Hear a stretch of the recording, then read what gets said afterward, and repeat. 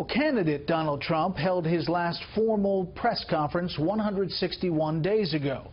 Since that time, now the president-elect has sent nearly 1,300 tweets, weighing in on everything from nuclear arms to who may be performing at his inauguration. Correspondent Peter Doocy reports from New York tonight on the latest news coming out of Trump Tower.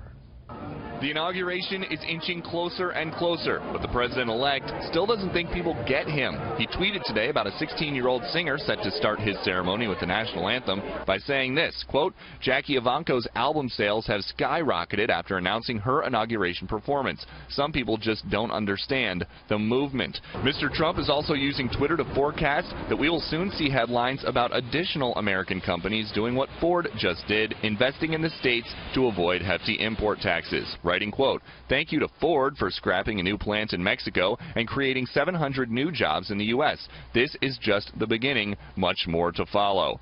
A big part of the Trump economic plan is cutting red tape, but he's going to need someone to make sure companies are still following the new rules. So he picked regulatory lawyer Jake Clayton to run the Securities and Exchange Commission.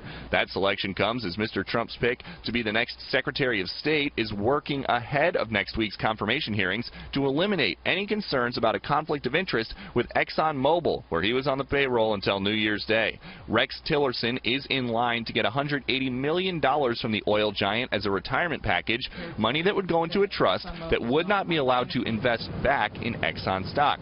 Two other picks for top Trump administration jobs are having bumpier beginnings to 17. Liberal groups are up with ads accusing Trump Treasury Secretary pick Steve Mnuchin of profiting off the foreclosure crisis. Tell Senator Heller to vote no on Mnuchin. And in Mobile, Alabama, an NAACP protest about decades-old comments made by Senator Jeff Sessions, Trump's pick for Attorney General, got half a dozen people arrested, including that group's president. Up in D.C., Senator Chuck Schumer is now outlining his plan of attack against Senator Sessions, one of the 8 Trump nominees he wants to slow down on their way to the cabinet room. It's hard for me to countenance an Attorney General who is so anti-immigration.